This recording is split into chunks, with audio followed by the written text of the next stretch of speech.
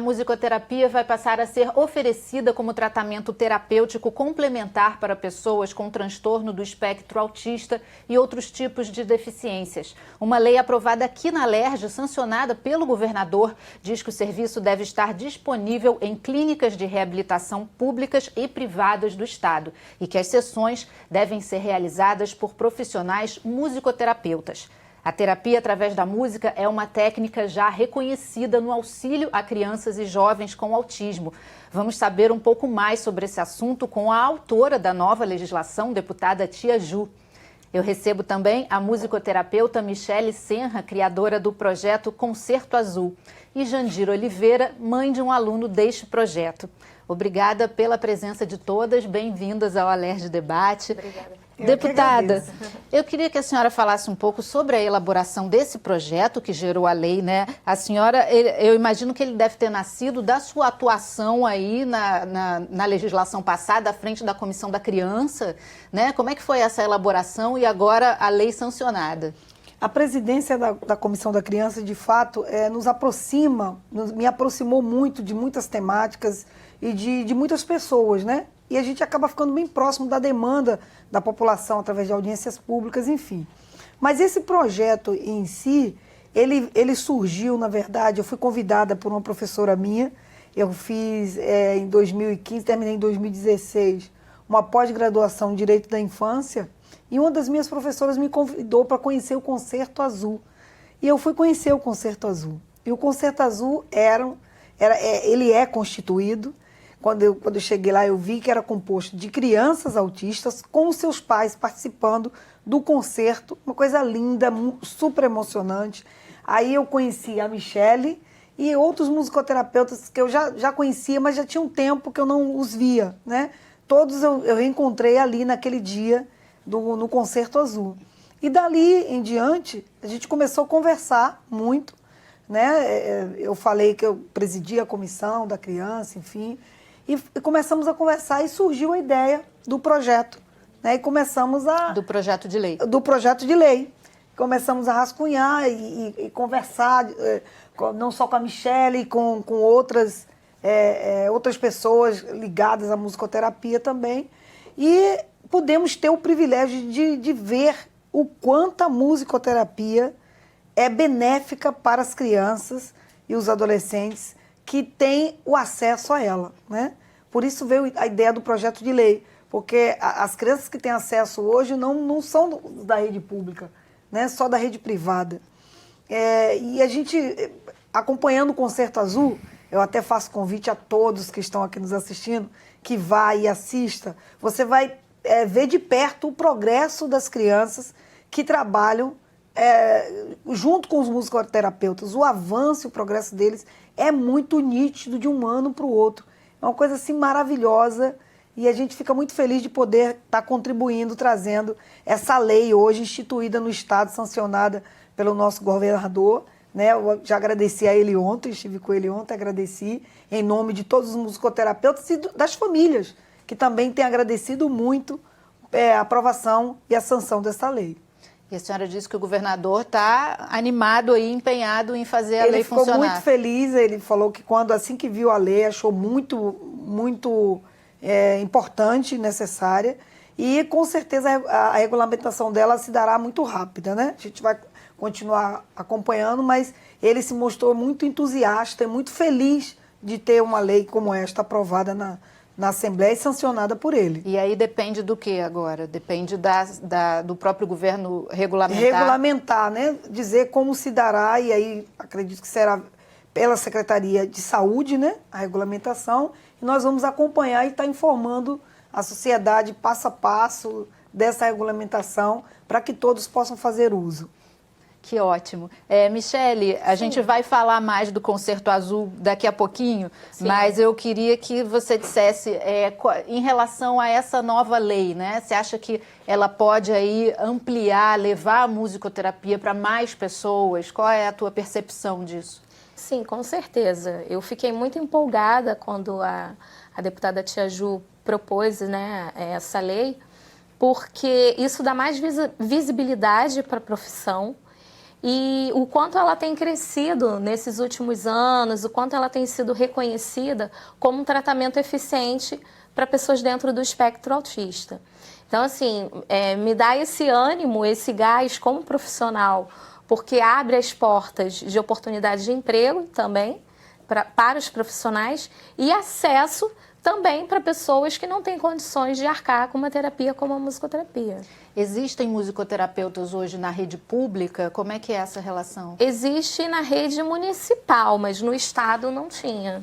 Não tinha. Aí com a lei é possível que passe a ter, né? No município do Rio já tem a participação de musicoterapeutas, mas como... E onde que eles atuam?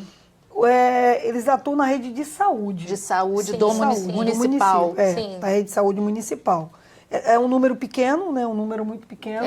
Ainda não é um número expressivo. Muito reduzido, que também, eu acredito que com a lei esse número vai se ampliar, aumentar, né? Vai aumentar, é um número muito reduzido. E que a gente, assim, também, a nossa preocupação com a lei era exatamente algo que também estava nos preocupando e preocupando alguns pais, né? Pais de crianças. E era questão de pessoas não capacitadas se colocando como musicoterapeuta e ofertando um tratamento. Mas a lei amarra isso direitinho. A lei deixa bem amarrado que só os profissionais, porque eles vão para a faculdade, estudam 5 anos, se preparam, faz pós-graduação para assim atuar e ter o retorno, o resultado efetivo na vida daquela criança, daquele adolescente, da pessoa que faz uso da terapia, né? Da musicoterapia. Então, esse serviço sendo ofertado por pessoas não qualificadas pode trazer danos, né? Pode trazer prejuízos e não é um método legal, né? Tá se tratando da saúde física e mental também, claro. Principalmente a saúde mental dessas crianças que têm o autismo. Vamos ouvir um pouquinho a Jandira, então?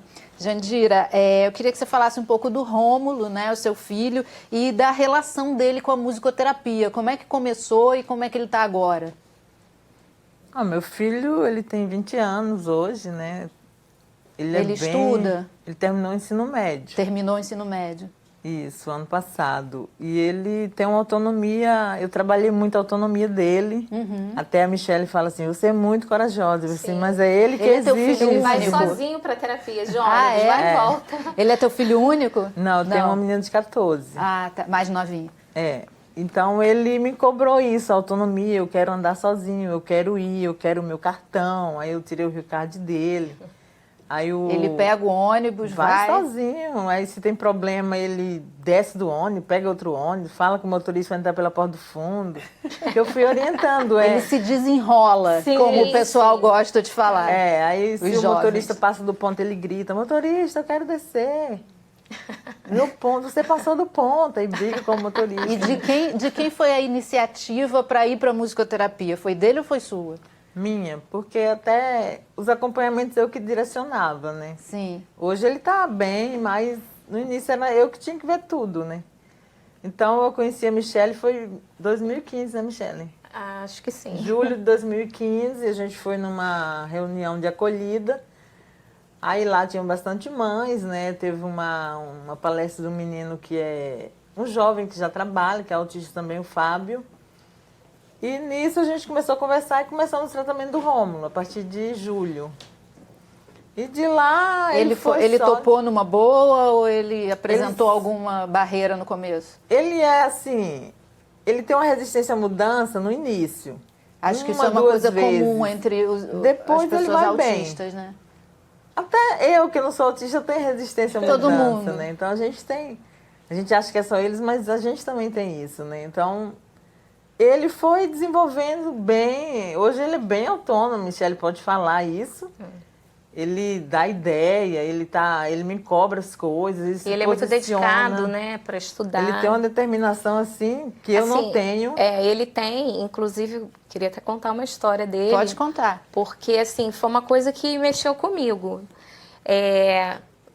Acho que foi na segunda edição do Concerto Azul, eu cismei de fazer uma apresentação com violino. Eu não toco violino, não é o meu instrumento de domínio, mas eu cismei que eu queria que eles tocassem violino. Aí peguei o Rômulo e o Fábio para que eles tocassem o violino e fizessem uma apresentação que representasse o autismo na fase adulta. Porque o violino é um instrumento muito lindo, clássico, mas ele é difícil de você dominar, né? Mas depois que você consegue ter o controle do arco, ele sai um som belíssimo. Então a ideia era ter essa simbologia, né, com o instrumento. E aí começamos a ensinar e eles estavam com muita dificuldade, porque é muito difícil. E eu já estava com pena e eu queria desistir.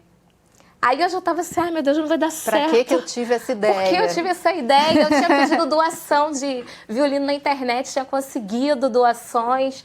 Então eu já estava arrasada. Eu falei, o que eu vou dizer para as pessoas que eu pedi? E aí eu virei para o Rômulo e para o Fábio e falei assim, olha, vamos fazer o seguinte, eu sei que está difícil. Então vamos deixar para amanhã, a gente ensaia, hoje a gente para por aqui. Aí o Rômulo levantou e falou assim, para, Michele, eu quero tentar de novo. Aí pegou, Fábio, levanta, agora. Pegou o violino e foi lá. Olha, quando ele fez a primeira nota e saiu, sabe, perfeito, eu comecei a chorar, eu me emocionei. Eu falei assim, a motivação dele, né, a determinação dele de não desistir foi superior à minha. Né? Então, quanto eles ensinam pra gente, a gente tem né? um videozinho do Rômulo para assistir, a gente pode ver, só que ele não está tocando violino. Não, o ukulele. Aqui ele está tocando o ukulele, vamos ver?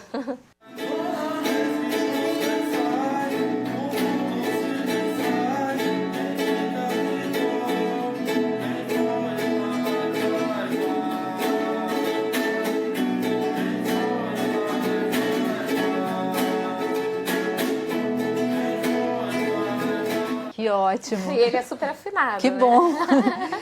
Michele, eu queria que você falasse um pouquinho sobre as sessões de musicoterapia.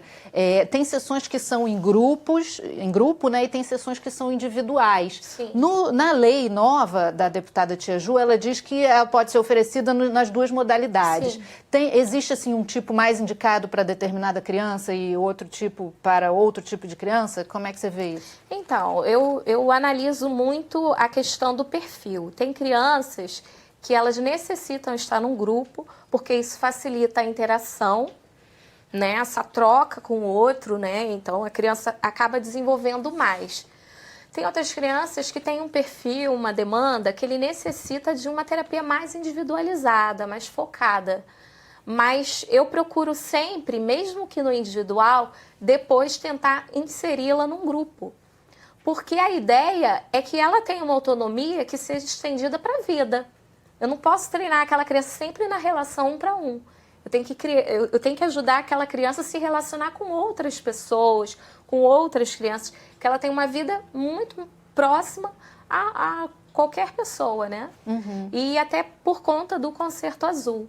Aí eu trabalho, né, nesse sistema. A gente vai trabalhando com pequenos grupinhos, duplas ou individual, né, até chegar o período de ensaio que aí junta todo mundo, né, e eles conseguem se relacionar bem um com o outro, porque foi trabalhado assim durante todo o ano.